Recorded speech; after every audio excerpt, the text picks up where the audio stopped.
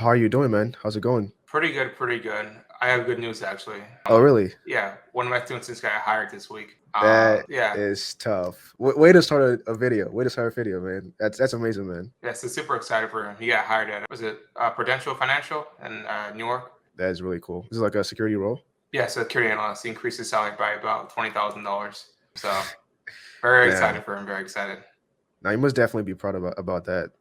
Yeah, I pinged him on Slack. I haven't talked to him like in a month. I went to check him on him, and he told me the news. I'm like 10. I'm like, why didn't you tell me this like a month ago? Yeah. No, that's really Uh, cool, man. yeah, Congrats to you and your student. thank you, thank you. Yeah, no, it's definitely. We were just, before I turned on the recording, we are just talking about how we literally just met in person last week at the Podcast Academy meetup, but we've like known each other online for a while and also been in the same city like for the longest time, but never actually got to meet in person until then. Yeah, so yeah, 'cause it was pretty crazy. The first time I met you was last week, actually. Yeah. It's an awesome opportunity. Yeah, no, definitely. It's been sort of the same way with like a couple other people. Like I've known like for a long time online, like either like texting them on social media or even like, FaceTiming them or just having conversations. And I'm literally just meeting them in person literally this year. And I've known them for like 3, 4 years, which is kind of crazy. But all that aside, let's gonna get into who you are, and what you do in the cybersecurity field. Sure, sure. So for my day job, I am a cybersecurity consultant at EY. So I specialize in SIEM and SOAR technologies. So think of Splunk, QRadar, XOR, Phantom, things of that nature. So a lot of engineering operations and architecture work for my different clients. Hmm. Most of my clients are financial clients or Fortune 100 clients for the most part. That's my day job. That's my 9 to 5. Then I own my own cybersecurity company called ECA or Ellington Cyber Academy.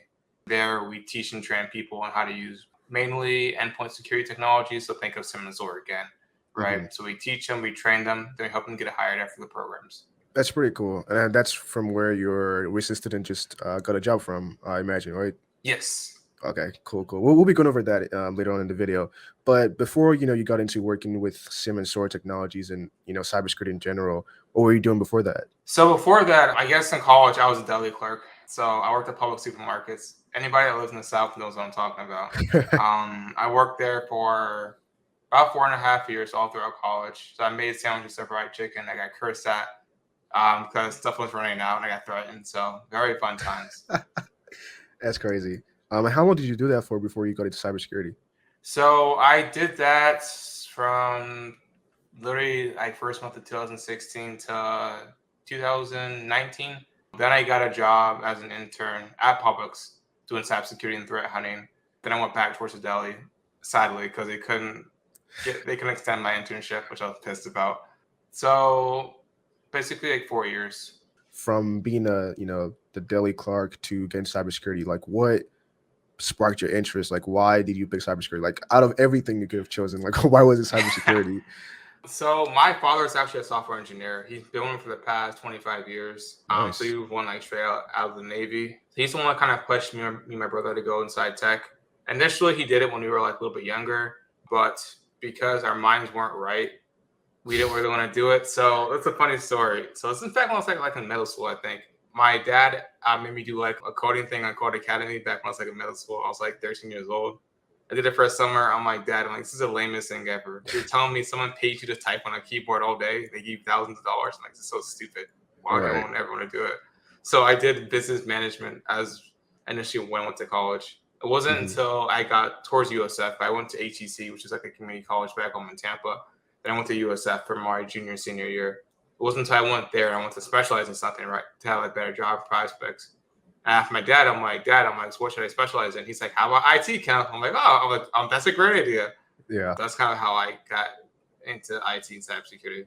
Gotcha. Quick tangent with college there, because I'm gonna go over colleges like later on in the video. But you said you went to a community college. Like, in your opinion, being a community college student, do you think it was worth it over going to a 4-year institution at first? To initially start, yes. So I stayed. So because I went to a community college in my hometown, I stayed at my parents for the most part for all Hmm. my college, which has saved a lot of money, right? Kind of the pay Yeah. rent, anything like that.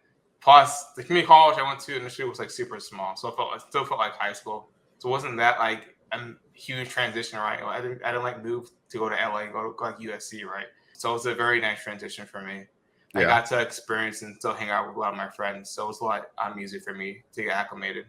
Yeah, I always recommend like community colleges for people, like especially like if you don't have all that money to throw into like a 4-year school, like just go to a community college, you get your credits, you save money, and yeah, it's like it's basically just a 4-year institution at like half the price, same credits, like everything, just yeah. But I think it's a much more smarter and efficient way to do, especially if you're going to be doing cybersecurity, because they have a ton of incentives, like paying for your certifications or like working with professors and labs and stuff like that. So it's always definitely a good option to go through a community college before going to a 4-year, except you really have the money like that and you're just wanting to splurge like that. So Yeah. let's talk about getting into working with SIM and SOAR technology. So you did your internship at Publix, probably did a couple of things after that. What was that journey like from whatever it is you were doing before working with SIMs, and when did you actually start working with them and into becoming a security consultant, fully just working with those technologies? So I'll start from the beginning. So when I got to Publix, I really didn't have any idea what like SIM or SOAR technologies were, right? So initially, I told my store managers back in summer 2018 that I was interested in doing like IT and cybersecurity, right? This is one of the things I stress towards my students and anyone that I talk to, right? Let people know what you're interested in so they can speak Mhm. on your behalf if you're not inside the room. So she knew what I wanted to do, right? IT and cybersecurity. So she knew the IT and cybersecurity director for all public supermarkets, right? And the headquarters for Publix is like 10 miles away from my house. So she said one day, "Hey Kenneth, the director of cybersecurity is coming towards our store next week. You want to meet him?" I'm like, "Yes, please, of course, I do want to meet him."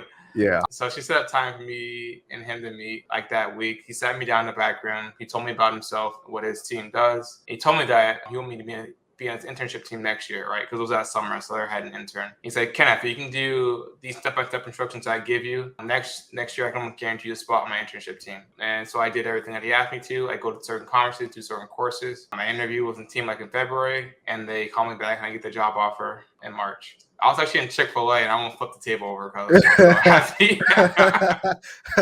That's hilarious, but that's actually really, really cool. Like, so first and foremost, someone knew about your passion. They knew someone who was willing to sort of like help you utilize that passion, and then essentially led you to get that opportunity. Yes.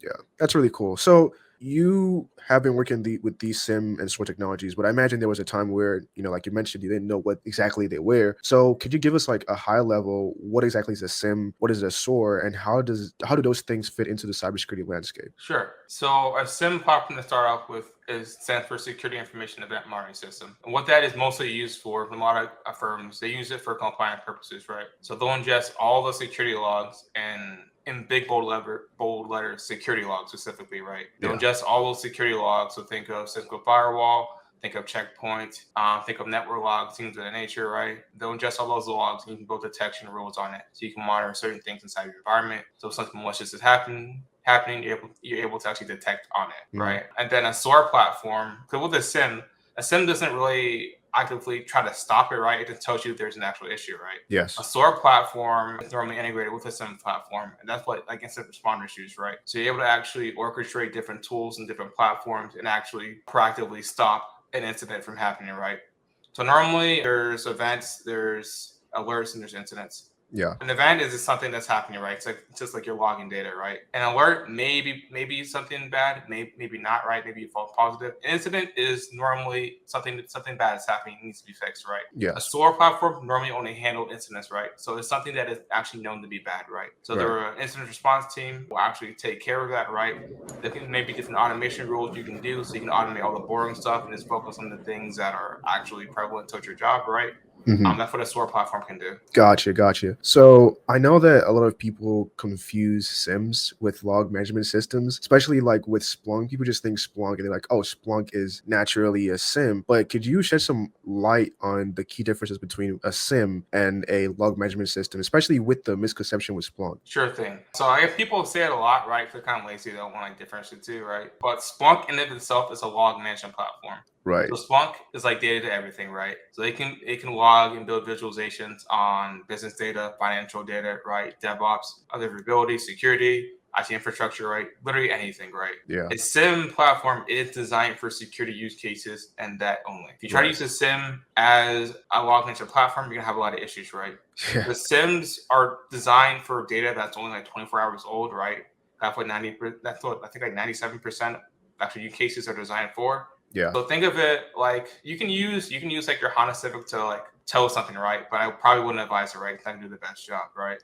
Yeah. So think of a SIEM like in that way, right? You want to only use it for security use cases. If you try to use it as like a data lake or something like that, it's not going to work properly. Yeah. Yeah. No, that definitely makes sense. I actually really truly learned the difference between what log management is and SIM is when I started working at Datadog on our cloud SIM. And I was like, oh, so I've been using Splunk for this long, and I knew like about Splunk Enterprise Security, and I knew it was like a separate offering from just like Splunk on itself, but I didn't truly understand like there was a difference between like the Splunk log management platform and the Splunk security platform. But I think it's definitely good that we were able to kind of separate those things. But given that you've been working with these different technologies, for a very long time, I'm sure you've probably like worked with various SIM providers or SOAR providers. Which one has been your favorite to work with, and why has it been your favorite? So I would probably say Splunk has been my favorite, right? That's the one I started off with. So it's like my first love, right? In my opinion, it has probably one of the best communities out there. The actual technical documentation is the best I've seen for any product, period. It's like security. It's super organized. It's not missing. It's not bad links that are like 10 years old and don't take me anywhere, which is super annoying. Yeah. Tutorials are actually work properly. So I think it's the best in my opinion. And the amount of use cases you can build out with it is quite amazing as well. It's very intuitive to use, so the learning curve isn't too bad for the most part. Compare that with like using QRadar, which is like absolute crap. And man, I can't stand QRadar. I feel that. Literally, when I was on my old job, IBM was like our main vendor. Right. We had QRadar and we had Splunk, which I don't know why we had two separate things. Yeah. Story in and of itself. But literally, I had to argue with them to try to give us help. I'm like, we're paying you like $10 million. You guys are going to help us out. Jeez, that is very crazy. annoying. $10 million for QRadar. In I my mean, personal opinion, it was for like all that's like the entire suite, but still, okay. It just took forever to get like help. So I was working on an issue for like 4 months. It was like something simple. I'm like, this is ridiculous.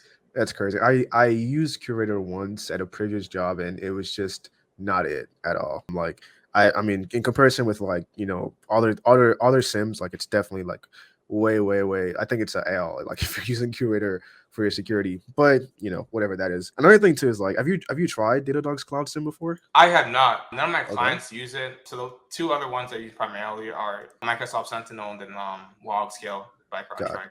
Gotcha. Full disclosure, I work at Datadog, but I do think like we have a pretty good SIM, so I'll definitely recommend you check it out. If you have any questions about it, just let me know. But yeah, so throughout your consulting work with SIM and SOAR technologies, what have been some common mistakes you've seen observed in their implementation and usage? So the biggest thing I probably would say is firms will just want to buy all the tools and not know how to implement them at all. Right. So they'll basically buy a new Bentley, even though they have a Ferrari in the garage, and they'll just leave it in there, which happens a lot. So they'll buy like Splunk Enterprise Security, and they'll have like LogScale or Sentinel, and nobody knows how to implement it. Nobody knows how to use it. So this sits in a box in the ground. They're spending like $2 million a year to like support it. Ridiculous. Yeah, so that's one of the issues that I see a lot. People not configuring and managing it properly, right? Documentation is another big thing, right? The reason I say that is because I personally don't like to repeat mundane tasks over and over again. So if I do something once, I just document it, or either I take myself doing it and I send it towards a client, right?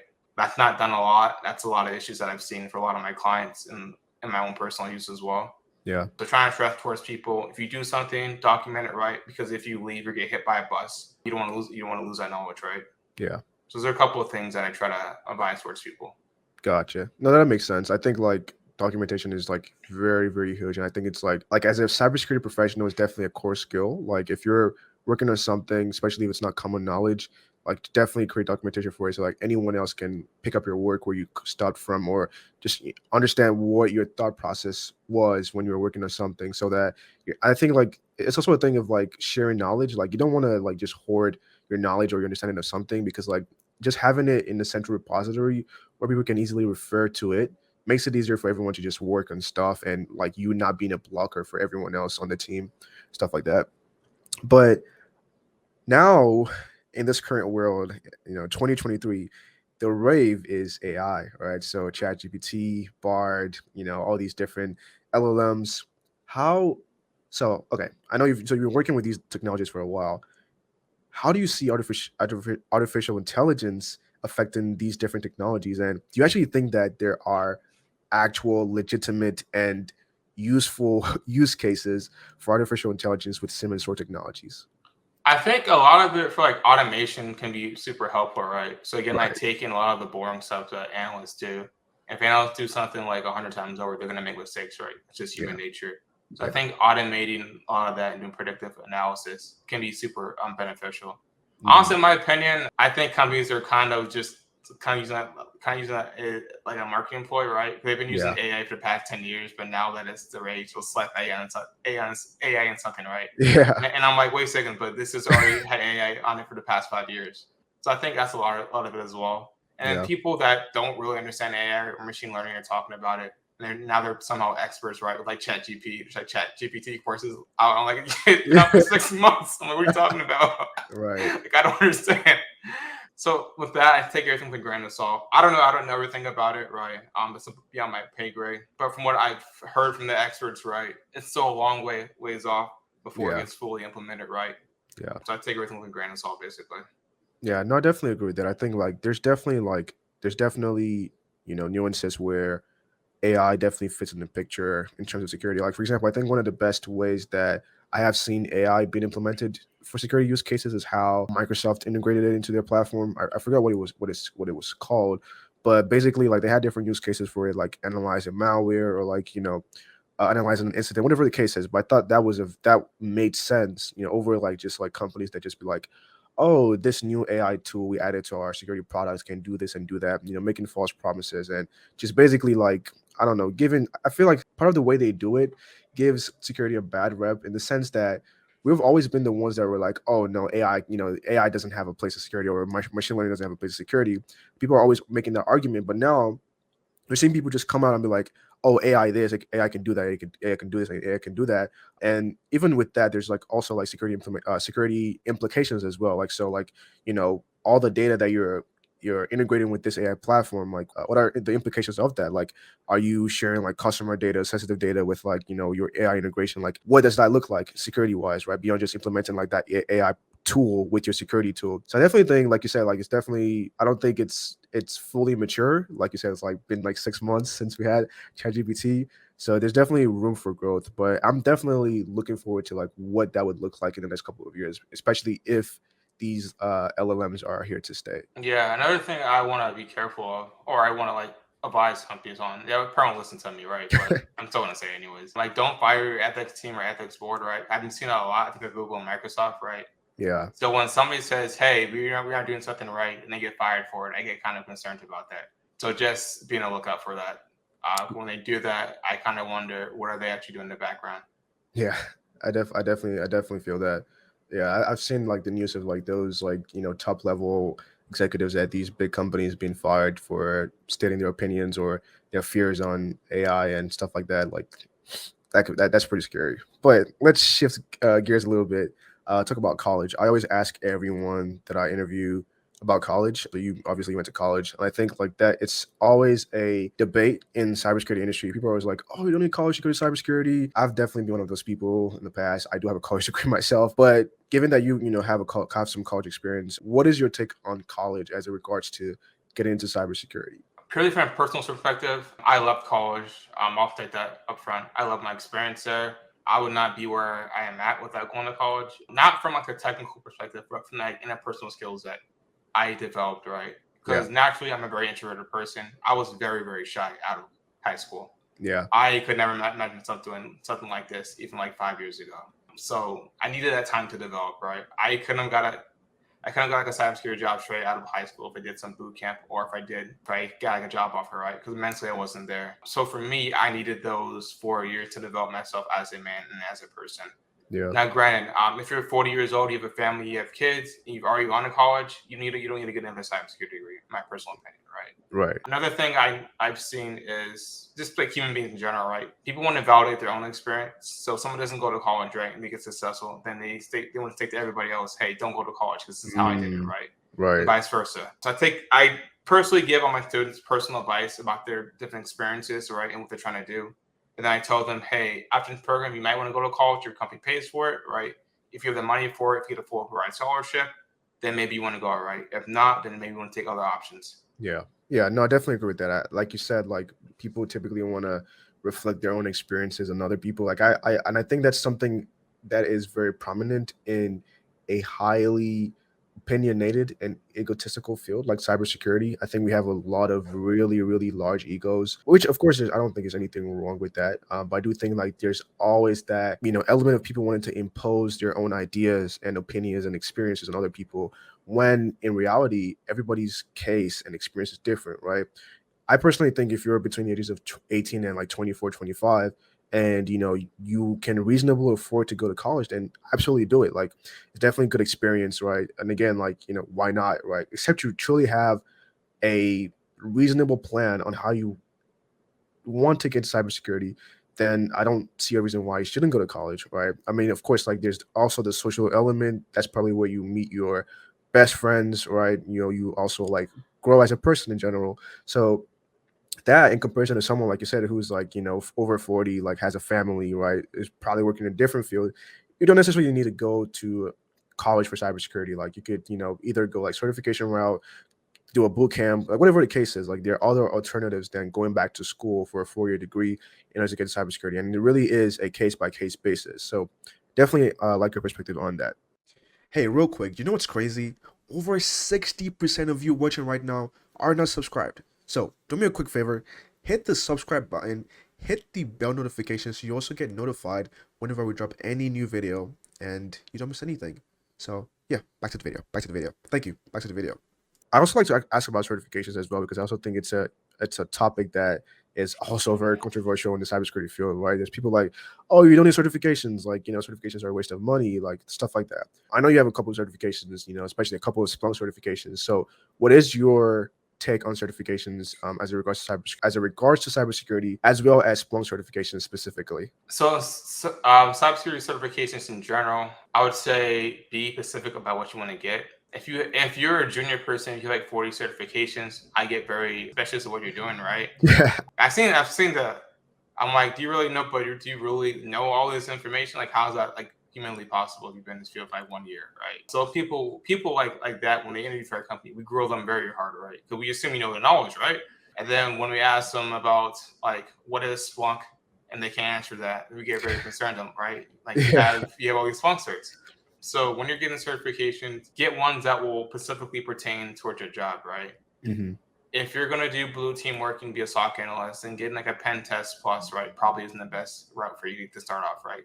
Maybe Yeah. get blue team, maybe get security plus, maybe get something along those lines. As it relates specifically towards Splunk, my client requires it for me to work on a system, so I kind of had to have it. That's how a lot of our clients are. And Splunk certifications, in my opinion, for the most part, ascertain from at least the surface level if you understand how the platform works. And then as you get higher up, they get pretty hands-on with it, especially the architect ones. The only thing is to train for it is like insanely expensive. It honestly it costs as much as like a degree. So my company pays for it, right? I'm not dropping 10K for that. Yeah. Yeah. So I would highly advise, if you want to specialize in Splunk, to get the Splunk certifications that will help set you apart. Gotcha. I think that's good advice. I think specificity definitely makes sense. Like if you are looking to learn something, then take certifications that are geared towards that thing, right? And I personally always add the element of practical certifications. I think, cybersecurity is a practical field. Of course, there's a lot of theory in it, but as much as possible, if you can, try to optimize your learning to be as practical as possible, because when you're in interviews, they're going to ask you questions about practical stuff. When you're working, you're doing practical stuff. So, of course, having the theory is good, but having that hands-on experience is like just unmatched. And speaking of hands-on experience, let's take a look at or have a conversation about, Ellington Cyber Academy. I've definitely been watching it grow from like when it first started. I remember when you said you were going to start it, and then I remember I saw on LinkedIn, I saw on Twitter, and I was like, okay. And then you went ahead and started, and like, there's definitely been a lot of growth and success from it in the last couple of months. Seeing like people graduate from the program and getting jobs. Like we literally started a video with someone who just got a job. So that's pretty cool. But can you talk about your goal and mission with ECA? Sure. So initially, the reason I started ESA was, as you know, there's not a lot of people that look like us in this field, right? Right. That was one of my big goals, to try to bridge the gap as much as I can. So this was back like in 2018 again. As part of my thing to get my internship at Publix, right? I need to go to B-Sides Tampa. B-Sides is like their local cybersecurity conferences all over the United States. They're hosted year round in different cities. So I went to B-Sides Tampa. When I went there, I went to the main auditorium, right, for the keynote speech. I think there's like 300 people inside of there. There's like 3 people. That's like 3 Black people. I'm like, all right. I'm like, this is a big issue. So as I gotten older and gotten more skilled, people have always asked me to teach them, right? Teaching is one of my passions. I get it from my father. Apparently, I explain things pretty well, even though I feel like I'm rambling half the time. So that's kind of how I got started inside the teaching stuff. And then as I taught people for Blacks in cybersecurity as well, someone told me one day, hey, Kenneth, if you actually charge this, I'll pay you money. I'm like, really? I'm like, okay. So that was like 18 months ago. And then someone told me that again. I'm like, you know what? Let me see if I can actually become like an entrepreneur.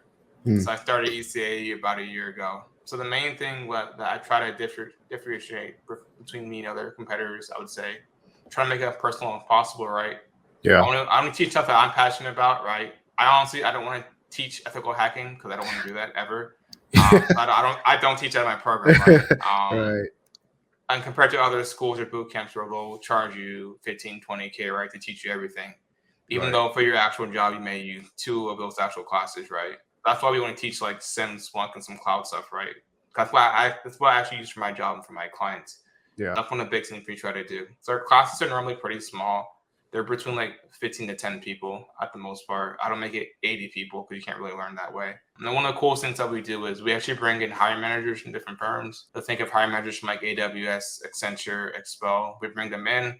And students are able to actually present in front of those hiring managers for the capstones.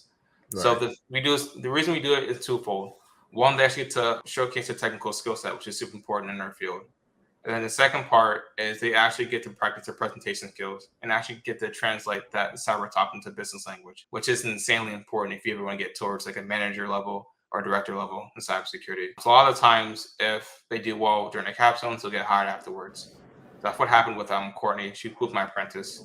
So she had an interview with Expel on a Friday afternoon. They gave her a job offer Sunday morning. Crazy. That's amazing. Yeah. That's really amazing. And I really love the element of actual.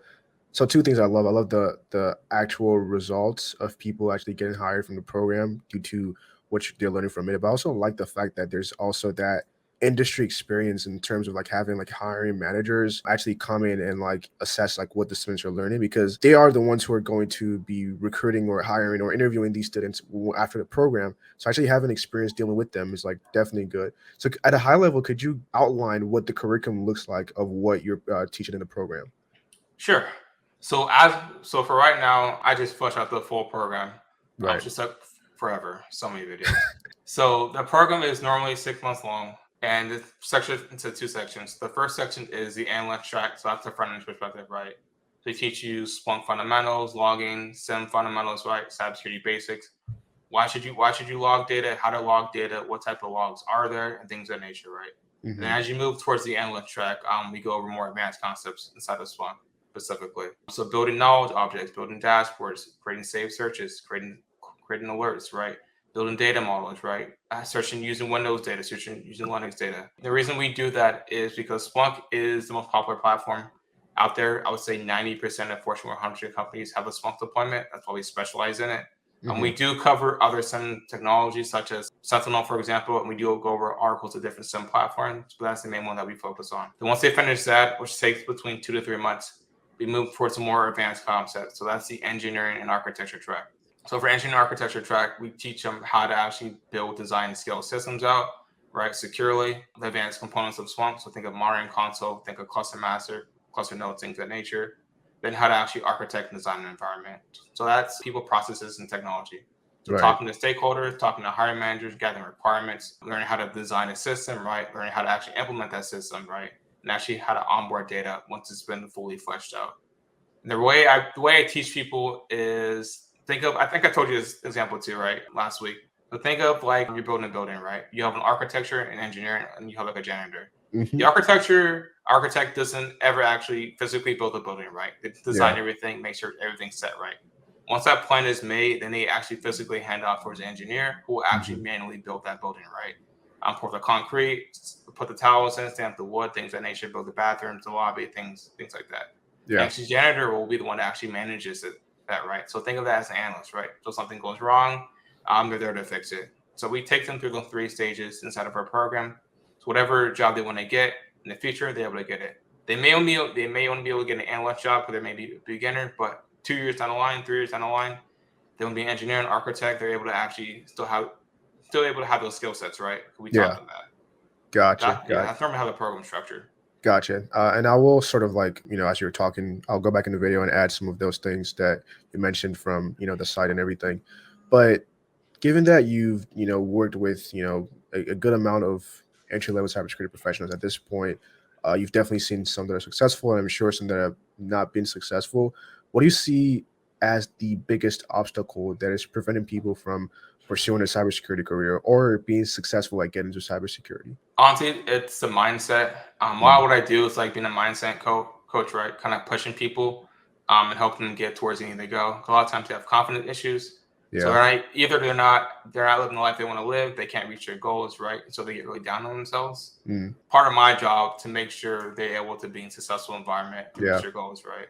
A lot of times, like with anything, if you're gonna lose weight, you're gonna get in better shape, and meet somebody. It's how you think about yourself and how you perceive the world. So if you have a poor network, which a lot of people do, right?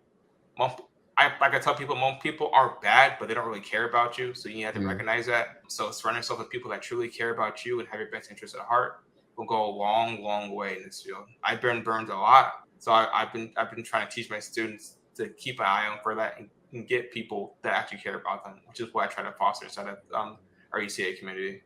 Gotcha. Yeah, I think that's definitely one huge thing about cybersecurity, like mindset. Like I've definitely seen people who within 6 months or less of not knowing anything about cybersecurity are able to really upskill themselves and get their first cybersecurity role or their first internship, or even if it's an entry level role, more of a help desk role. And I've seen people who have struggled for years. And I think that the difference between those people based off my conversation with them or based off of what I see online about them is the mindset. You can definitely tell when someone really has a very determined mindset. They're going to show dedication, they're going to show effort, they're going to show up every day to make sure that they're able to learn and actually grow and build the skills they need to get the job, in comparison to someone who is sort of they're not fully sure, they're not really into it like that. And you can see the difference in the result of their actions, right? One person will get a job, one person will pass that certification, one person will get the internship, the other person will continue complaining for 2-3 years, right, and not have anything change about them. So I do think I do like the fact that you have a mindset coach to actually help students through that problem, because you can spend all this time teaching them all this technical content, which is great, but if they're not able to sort of get past themselves mentally, then all of that effort and knowledge is just going to waste. But given all of these things, I want to see where your mind is at in terms of the future for yourself professionally, as well as where you see Ellington Cyber Academy going. So professionally speaking, I'm very blessed and happy to be in this situation, because 3 years ago I was making $10,000 frying chicken, again, mopping the floors. Yeah. And now I make 12 times what I make since then. So I've been very blessed to be in this position. I could never imagine myself having these opportunities. I have my own apartment now. Yeah. I don't live at home anymore. Yeah. So it's been a pretty cool experience. As it relates to specifically ECA, I'm hoping to start to scale this up. So within probably the next year or two, if I want to leave my job, I will have the opportunity. So the goal is to get probably between 5 to 6 students in every month by the end of the year. So we're getting close towards that goal. So we're trying to push forward to help more people out. Gotcha. No, I definitely love that. And, just following the journey from when it started to where it is now, I definitely know the future is very bright for you as well as ECA. So I'll definitely be keeping an eye out for, whatever it is that is coming. But, thank you so much for agreeing to do this. I think we've sort of had this coming for a while, but just never got around to doing it. And it was definitely a pleasure meeting you in person. And also thank you for sharing your experience, your knowledge with the viewers. Do you have any, final words before we close this out? I'll just tell people, always trust in yourself, always trust in your abilities, and you'll be in pretty good shape. Gotcha. Where can people find you? You can find me on LinkedIn, or you can find me on Twitter. I think you have my Twitter handle. If not, I can send it towards you. Sounds good. If you have any questions, just ping me and I'll help you out. Sounds good. I'll put all of your links in the description below. But thank you guys so much for watching this video, and I will see you in the next video. Bye-bye. Appreciate it. Of course, man. Hey, what is up, guys? Thank you so much for tuning into this episode. If you enjoyed the episode, make sure to click here for future and previous episodes of the podcast. And also, don't forget to subscribe. And I will see you in the next episode. Thank you.